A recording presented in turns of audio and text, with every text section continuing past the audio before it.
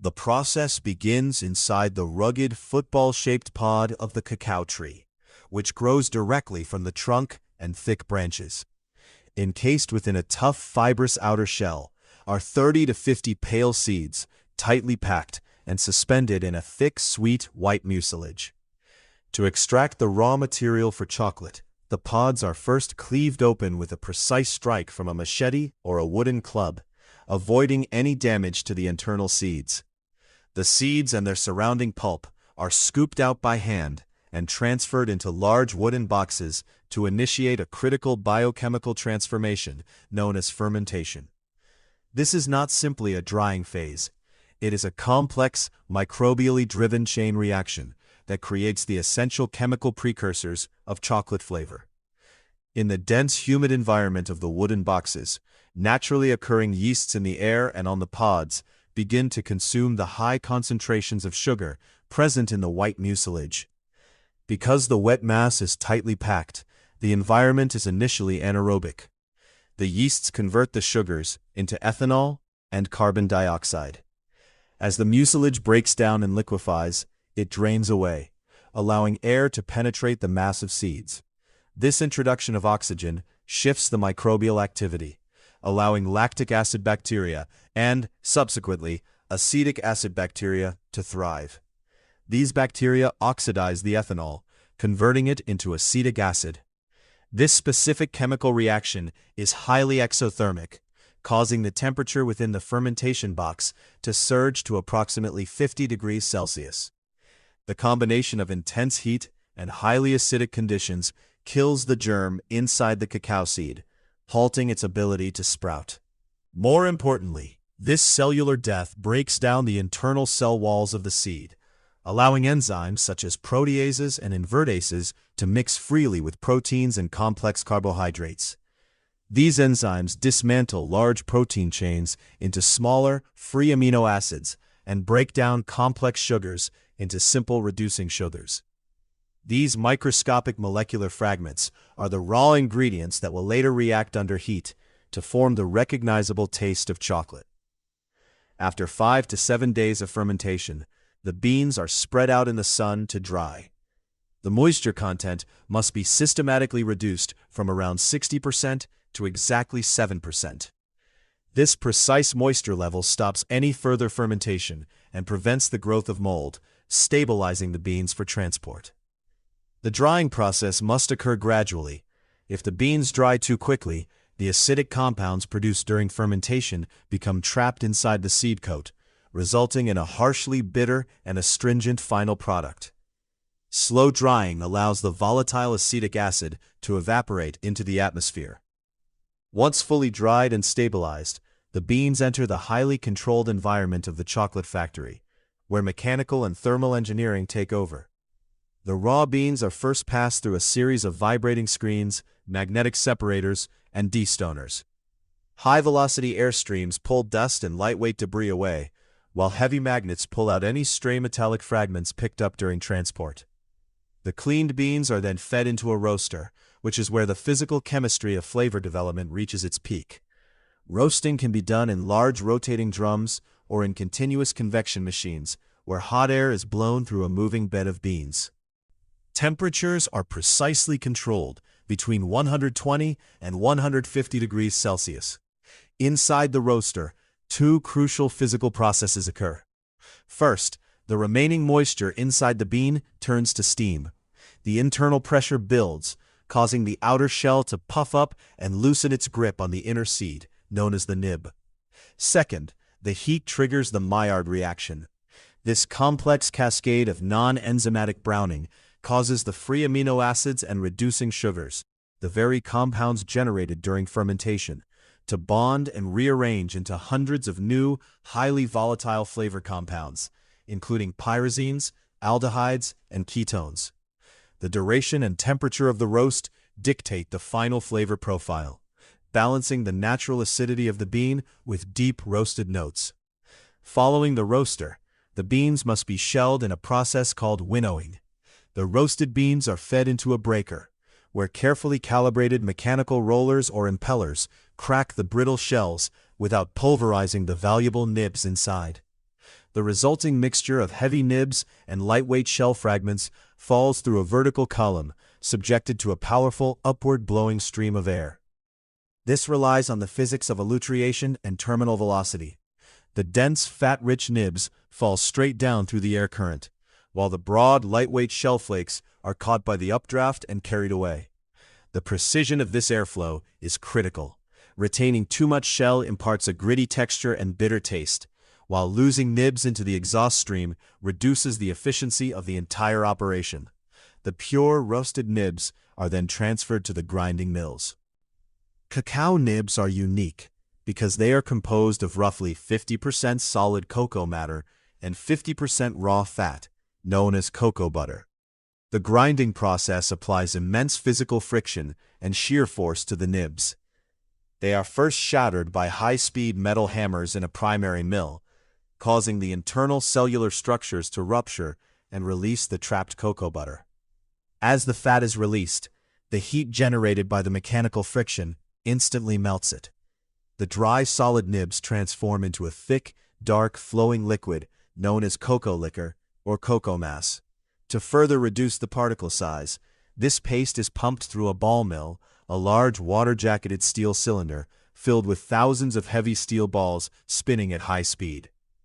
The crushing action of the steel balls against the solid particles generates immense heat, which must be continuously carried away by cooling water circulating within the jacket to prevent the chocolate from burning. While this cocoa liquor is the foundation of all chocolate, it cannot be turned directly into modern eating chocolate. The physics of mouthfeel require an even higher ratio of fat to solid particles than the natural bean provides.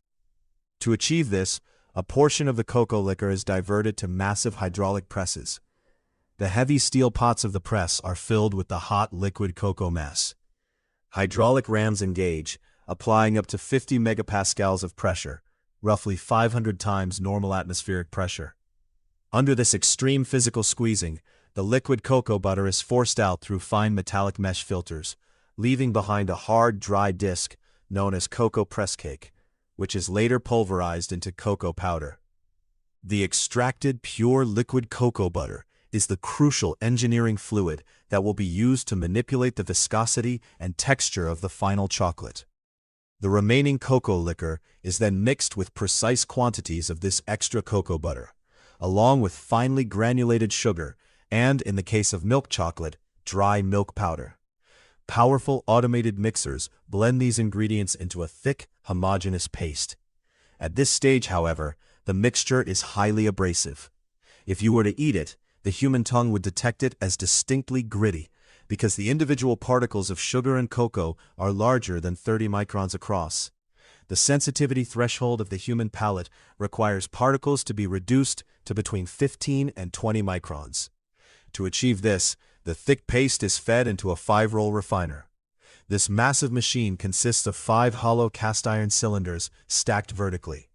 Each cylinder rotates in the opposite direction and at a progressively higher speed than the one below it. The paste is caught in the nip, the microscopic gap between the rollers. Because the upper roller is spinning faster, it exerts a tremendous shear force on the paste, ripping the agglomerated particles apart and smearing them against the steel surface. The gap between the rollers is adjusted with micrometer precision, effectively crushing the sugar and cocoa particles down to the targeted 18 microns. By the time the material reaches the top roller, the continuous smearing and high-speed shear have transformed the thick paste into a dry, powdery, micro-thin film, which is scraped off by a steel doctor blade. This dry flake must now be transformed back into a fluid in a process called conching. Conching is the most intensive rheological and chemical refinement stage in the factory.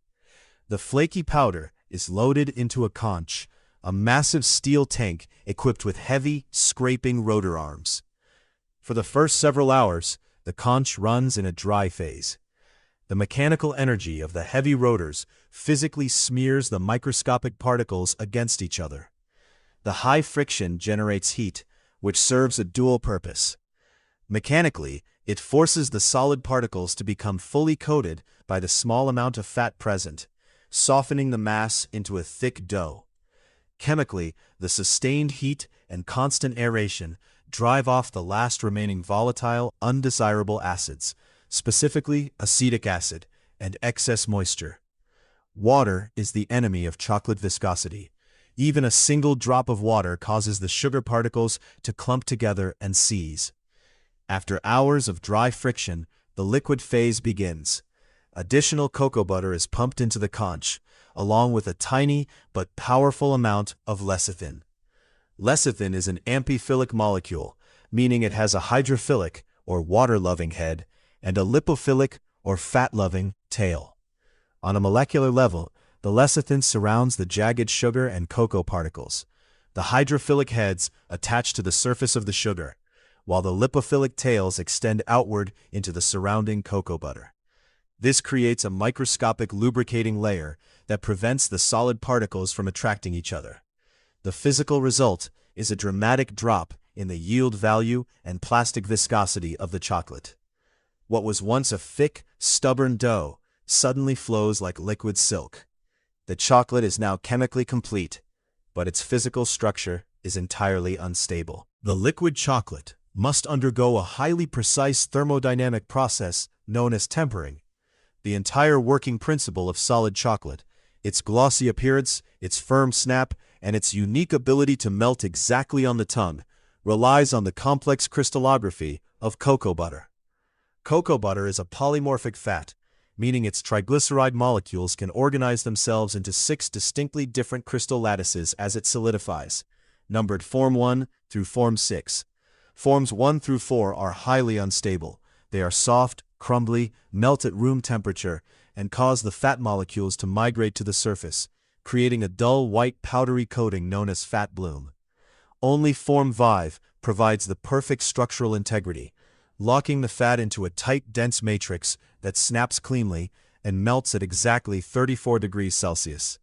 Form 6 only occurs after months of storage and is too hard.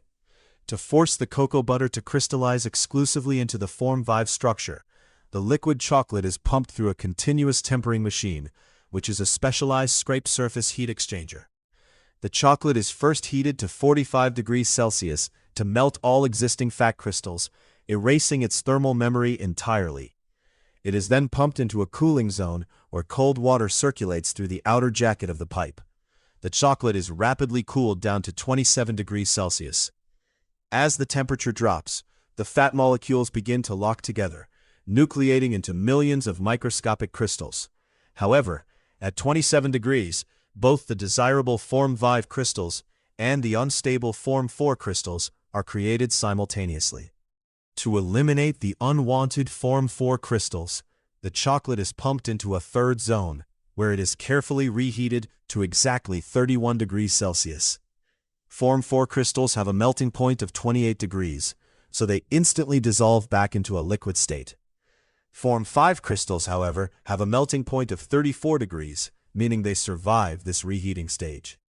The chocolate that exits the tempering machine is now heavily seeded with billions of purely Form 5 crystals.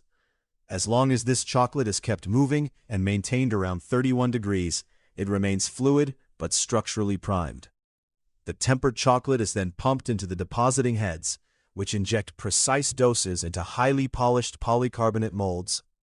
Polycarbonate is used because its rigid structure and thermal properties allow for rapid heat transfer, and its microscopic smoothness transfers a glossy shine to the surface of the chocolate.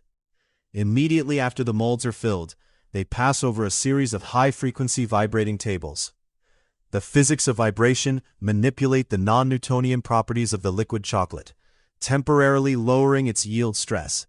This aggressive shaking forces any trapped air bubbles to detach from the intricate corners of the mold and rise to the surface, preventing unsightly voids or structural weaknesses in the final bar.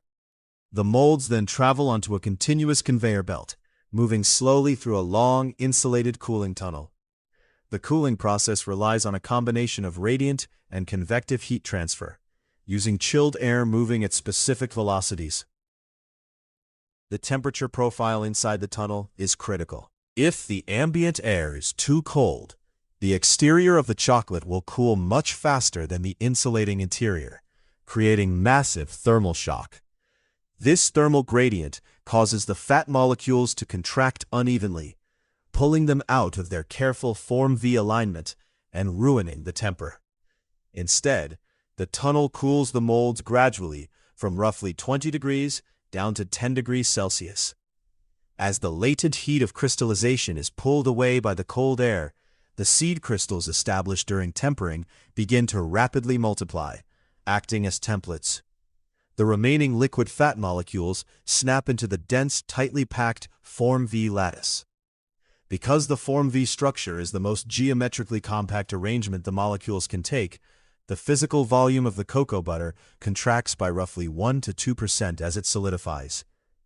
This microscopic physical shrinkage is an essential mechanical property. It allows the solidified chocolate to physically pull away from the walls of the polycarbonate mold. When the molds reach the end of the cooling tunnel and are flipped upside down, the physical contraction allows the finished bars to fall out freely, requiring merely a gentle tap to release them. The glossy, pristine bars are then instantly fed into automated packaging lines, hermetically sealed in foil to protect them from ambient moisture and oxygen, and wrapped in paper or cardboard for physical protection.